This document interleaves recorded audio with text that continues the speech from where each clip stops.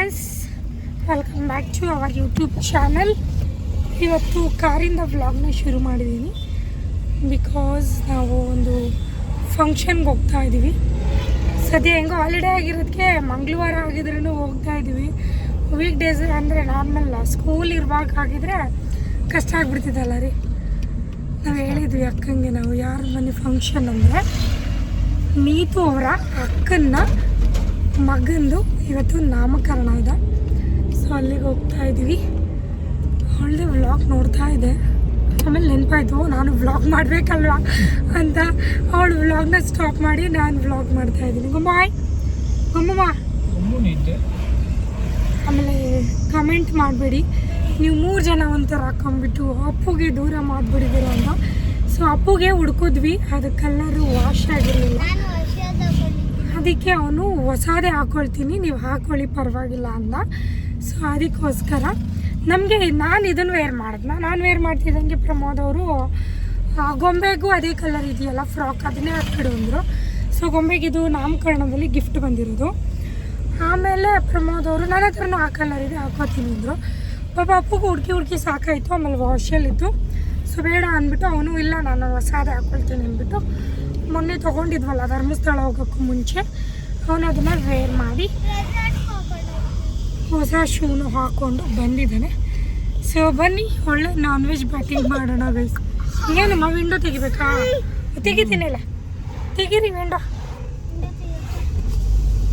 ಅವಳು ವಿಂಡೋ ಬೇಕಪ್ಪ, ವಿಂಡೋ ನೋಡ್ಬೇಕು. ಅವಳು ಹೊರಗಡೆ ಹಿಂಗೆ ನೋಡ್ಕೊಂಡು ಬರಬೇಕು. ಅವಳಿಗೆ ಎಲ್ಲರಿಗೂ ಬಾಯ್ ಬಾಯ್ ಅನ್ಬೇಕು. ಬಾಯ್ ಮಾಡುವುದು ಸರ್, ಬಾಯ್. ಅಪ್ಪುಗೆ ಇವತ್ತು ಥ್ಯಾಂಕ್ ಯು ಅಂತ ಪರ್ಫೆಕ್ಟಾಗಿ ಹೇಳಿದಾಳೆ ಅಲ್ಲ ಚಿನಿ? ಒಂದು ಚೂರು ವರ್ಡ್ ಮಿಸ್ಸಿಂಗ್ ಇಲ್ಲ. ಥ್ಯಾಂಕ್ ಯು ಅಂತ ಹೇಳಿದಾಳೆ. ಅಪ್ಪು ಏನಂದ, ಅಪ್ಪು ಶೂನ ಗೊಂಬೆ ಎತ್ಕೊಂಡು ಆಟ ಆಡ್ತಿದ್ಲು. ಕೊಡು ಗೊಂಬೆಯಿಂದ ಕೊಟ್ಲು. ಥ್ಯಾಂಕ್ ಯು ಗೊಂಬು ಅಂದ. ಅದಕ್ಕೆ ಇವಳು ಥ್ಯಾಂಕ್ ಯು ಅಂದ್ಲು. ಮಾತಾಡ್ತಾಳೆ ಅಲ್ಲ ಆರಾಮಾಗಿ.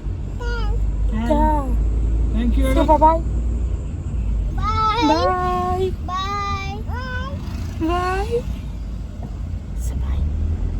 ಬಾಯ್. ಬನ್ನಿ ಗೈಸ್, ಒಳ್ಳೆ ನಾನ್ ವೆಜ್ ಬ್ಯಾಟಿಂಗ್ ಹೊಡ್ಕೊಂಬರುವ.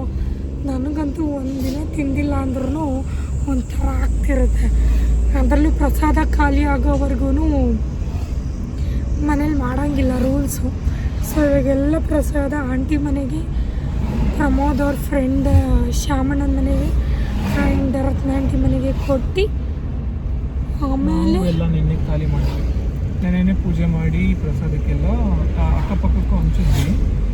ಮತ್ತು ನಾವು ಒಂದು ಸ್ವಲ್ಪ ಇಟ್ಕೊಂಡಿದ್ದೀವಿ, ಮಿಕ್ಕಿದೆಲ್ಲ ಹಂಚ್ತಾ ಇದ್ದೀವಿ. ಆಲ್ಮೋಸ್ಟ್ ಖಾಲಿ ಆಯ್ತು. ಇನ್ನೊಂದು ಸ್ವಲ್ಪ ಇದು. ಇವಳು ಸೌತಡ್ಕೋದು ಯಾವುದು ಅವಲಕ್ಕಿ ಪ್ರಸಾದ ಇಷ್ಟಪಟ್ಟು ತಿಂತಾಳೆ. ಸೊ ಅದಕ್ಕೆ ಅದೊಂದು ಸ್ವಲ್ಪ ಇಟ್ಟಿದ್ದೀನಿ. ಮಿಕ್ಕಿದೆಲ್ಲ ಆಲ್ಮೋಸ್ಟ್ ಖಾಲಿಗೆ. ತೀರ್ಥ ಮಾತ್ರ ಯಾವಾಗೂ ಇಟ್ಟಿರ್ತೀವಿ, ಅದು ನಾವು ದೇವ್ರ ಮನೆಗೆ ಅದೊಂದು ಇಟ್ಕೊಂಡು ಖಾಲಿ ಮಾಡಿ ಹರಕೆ ಎಲ್ಲ ತೀರಿಸ್ತಾ ಇದೀವಿ. ಅದು ತುಂಬಾ ಫಾಸ್ಟ್ ಬೇಗ ಅದಕ್ಕೆ ತೀರಿಸ್ತಾ ಇದ್ದೀವಿ. ಅಷ್ಟೇ ಬೇಗ ಕೊಡ್ಲಿ ದೇವರು ನಮಗೆ. ಹೌದು. ಬನ್ನಿ ಹೋಗಿ ನಾನ್ ವೆಜ್ ತಿನ್ಕೊಂಬರುವ. ಬಾ ಎತ್ತು ಅಮ್ಮ. ಇವಳು ಯಾರು? ಇವಳು ಯಾರು? ಇಲ್ಲಿ ಏನೇ ಚಾಚರ್ ಇವಾಗ ನೋಡ್ತಾವಳೆ.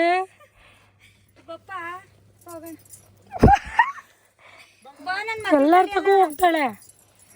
ನಾಟಕ ಆಡ್ತಾವಳು ಅಷ್ಟೇ ಅವಳು. Guys finally reach. ಇವಳು ಯಾಕೋ ಕುಳ್ಳಿ ಥರ ಕಾಣ್ತಾವಳ ಅಲ್ವಾ? ಹ್ಞೂ ಇದೇ ದೇವಸ್ಥಾನ. ಅಕ್ಕ ಮಾಡ್ಕೊಂಡು ಹೋದ್ರ ಪೂಜೆ? ನೆನ್ನೆ ವಿಡಿಯೋ ಹಾಕಿದ್ರಲ್ಲ, ಇಲ್ಲಿದೆನಾ? ಹೇ ಶೂ ಬಿಚ್ಚು.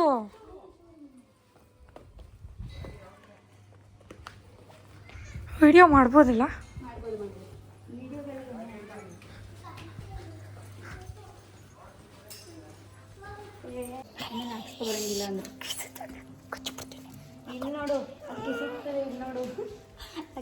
ಉರಿತೈತೆ ಅದಕ್ಕೆ. ಇವಳು ನಗ್ತಾವಳೆ, ಅವಳು ಊರ್ಕತಾವಳೆ. ಅಯ್ಯೋ ಅವರಪ್ಪ. ಇದು ಬೇಕು, ಇದು ಬೇಕು.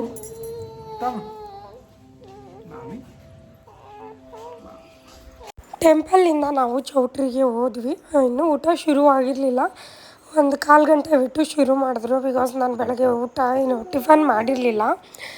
ಅದಕ್ಕೆ ಫಸ್ಟ್ ಊಟಕ್ಕೆ ಕೂತ್ಕೊಬಿಡ್ತೀನಿ ಅಂದ್ಬಿಟ್ಟು ಕೂತ್ಕೊಂಡೆ. ನಾನು ಊಟ ವಿಷಯದಲ್ಲಿ ಹೊಟ್ಟೆ ಹಸಿವು ಆಗ್ತಿದೆ ಅಂದರೆ ನಾನು ನಾಚ್ಕೊಳ್ಳಲ್ಲ. ನಾನು ಹೇಳ್ದೆ ನೀತಿಗೆ ಮತ್ತು ಅಕ್ಕಂಗೆ, ಅಕ್ಕ ನಾನು ಫಸ್ಟ್ ಊಟ ಕೂತ್ಕೊಬಿಡ್ತೀನಿ ಅಂದ್ಬಿಟ್ಟು. ಅದು ಏನು ಗೊತ್ತಾ, ಫಸ್ಟ್ ಬಂದಿಲ್ಲೇ ಊಟ ಮಾಡಿದ್ರೆ ಮಾಡ್ದಂಗೆ ಲಾಸ್ಟಲ್ಲಿ ಏನೂ ಸಿಗಲ್ಲ ಗೈಸ್ ಅದು. ಮತ್ತು ಇನ್ನೊಂದು ಏನಂದರೆ ನಾನು ಎಲ್ಲ ಫಂಕ್ಷನ್ಗೆ ಹೋಗ್ಬೇಕು ಅಂದರೆ ನಾನು ಬೆಳಗ್ಗೆ ಹೊತ್ತು ಟಿಫನ್ ತಿನ್ನಲ್ಲ. 1 ಟೈಮ್ ಸ್ಕಿಪ್ ಮಾಡ್ತೀನಿ ನಾನು. ಅದಕ್ಕೋಸ್ಕರ ಟಿಫನ್ ಮಾಡಿರಲಿಲ್ಲ, ಮಧ್ಯಾಹ್ನ ಊಟ ಮಾಡಿಕೊಂಡೆ.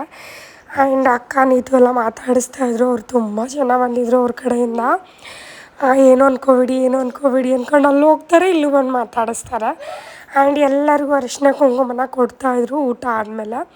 ಆ್ಯಂಡ್ ನಾನು ಅರಿಶಿನ ಕುಂಕುಮ ತೊಗೊಂಡು ಹೊರಡಲಿಲ್ಲ, ಅಲ್ಲೇ ಕೂತಿದ್ದೆ. ಸೊ ಲಾಸ್ಟಲ್ಲಿ ಹೊರಡೋಣ ಎಲ್ಲ ಮುಗಿದ್ಮೇಲೆ ಅಂದ್ಬಿಟ್ಟು. ಆ್ಯಂಡ್ ಅವರು ಇರಿ ಅಂತಲೇ ಇದ್ದರು. ನಾಳೆ ಮುತ್ತತ್ತಿಗೆ ಹೋಗೋಣ, ಅಲ್ಲಿಗೂ ಬನ್ನಿ ಅಂತ. ನಾನು ಡ್ರೆಸ್ ಬೇರೆ ತೊಗೊಂಡು ಹೋಗಿರಲಿಲ್ಲ. ಮತ್ತು ಪ್ರಮೋದ್ ಅವರು ಪ್ಯಾಕಿಂಗ್ ಎಲ್ಲ ಮಾಡಬೇಕು, ನನಗೂ ವರ್ಕ್ ಇದೆ, ಲ್ಯಾಪ್ಟಾಪ್ ತಂದಿಲ್ಲ ಅಂದ್ರೆ. ನನಗದು ಸಿಕ್ಕಾಪಟ್ಟೆ ಇಷ್ಟ ಆಯಿತು ಹೋಗೋಕ್ಕೆ. ನಾನು ಆ ಥರ ಏನು ಬರಲ್ಲ, ಅದು ಇದು ಅಂತ ಅನ್ನಲ್ಲ, ಹೋಗ್ತೀನಿ. ಪ್ರಮೋದ್ ಅವರು ಬರ್ತಾರೆ, ಬಟ್ ಅವರು ಲ್ಯಾಪ್ಟಾಪ್ ತಂದಿರಲಿಲ್ಲ, ಅವರಿಗೆ ವರ್ಕ್ ಜಾಸ್ತಿ ಇತ್ತು. ಅದಕ್ಕೆ ಕರ್ಕೊಂಬಂದ್ಬಿಟ್ರು. ನಾವು 3 ಜನ ನೋಡಿ ಒಳ್ಳೆ ಕೋಲ್ಮುಖ ಇರೋದಕ್ಕೂ ಅದಕ್ಕೂ ಟ್ವಿನ್ಸ್ ಥರ ಕಾಣ್ತಿದ್ದೀವಿ ಎಲ್ಲರೂ. ಹೈಟಲ್ಲಿ ಒಂದು ಸ್ವಲ್ಪ ವೇರಿಯೇಷನ್ ಬಿಟ್ಟರೆ ಮುಖ ಎಲ್ಲ ಒಂಥರ ಸಿಮಿಲರೇ ಕಾಣ್ತಾಯಿತ್ತು. ಆ್ಯಂಡ್ ಇದು ನೀತು ಅವರ ಅಮ್ಮ. ನನಗೆ ನೀತುದು ಲವ್ ಸ್ಟೋರಿ ಹೇಳ್ತಾಯಿದ್ರು. ನನಗೆ ಈಗಲೂ ನೋಡ್ತಾಯಿದ್ರಿ ವೀಡಿಯೋನ, ನಗು ಬರ್ತಾಯಿದೆ ಅವಳ ಲವ್ ಸ್ಟೋರಿನ ಕೇಳಿ. ಅವಳು ಏನೇನು ಮಾಡಿದ್ಲು, ಹೆಂಗವಳು ಲವ್ ಮ್ಯಾರೇಜ್ ಆದಳು, ಹೆಂಗೆ ಒಡಗೆ ಮದುವೆ ಆದಳು ಅಂದ್ಕೊಂಡು ಆಂಟಿ ಎಕ್ಸ್ಪ್ಲೇನ್ ಮಾಡ್ತಾಯಿದ್ರೆ ನಾನು ನಕ್ಕೊಂಡು ಕೂತಿದ್ದೆ. ಆಮೇಲೆ ನೀತುಗೆ ಹೇಳ್ತಾಯಿದ್ರು, ಅವಳು ಬಂದು ನಗ್ತಾಯಿದ್ಲು. ನನಗೆ ಒಳ್ಳೆ ಕಾಮಿಡಿ ಥರ. ಆಂಟಿ ಅಂತೂ ಫುಲ್ ಓಪನ್ ಗೈಸ್. ಏನು ಅನ್ಕೋತಾರೆ ಏನು ಆ ಥರ ಏನಿಲ್ಲ ಪಾಪ, ಫುಲ್ ಓಪನಾಗಿ ಮಾತಾಡಿದ್ರು. ನನಗಂತೂ ಸಿಕ್ಕಾಪಟ್ಟೆ ಖುಷಿ ಆಯಿತು. ನನಗಂತೂ ಅವಳು ಲವ್ ಸ್ಟೋರಿ ಕೇಳಿ ನಕ್ಕು ಸಾಕಾಗೋಯಿತು. ಇದು ಚೌಟ್ರಿಲಿ ಅದು ಬಸವಣ್ಣಂದು ದೇವಸ್ಥಾನ ಗೈಸ್. ಬಸವಣ್ಣ ಆಶೀರ್ವಾದ ಕೊಡುತ್ತೆ ಆ ಥರ. ಆ್ಯಂಡ್ ಅಲ್ಲಿ ಅದು ಹಂಗೆ ಉದ್ಭವ ಆಗಿರೋದು. ಸೊ ನನಗಂತೂ ಸಿಕ್ಕಾಪಟ್ಟೆ ನೋಡಿ ಶಾಕ್ ಆಯಿತು ಅಂತಲೇ ಹೇಳ್ಬೋದು. ನೋಡಿ ಸೇಮ್ ಬಸವಣ್ಣ ಥರನೇ ಅದು ಉದ್ಭವ ಆಗಿದೆ.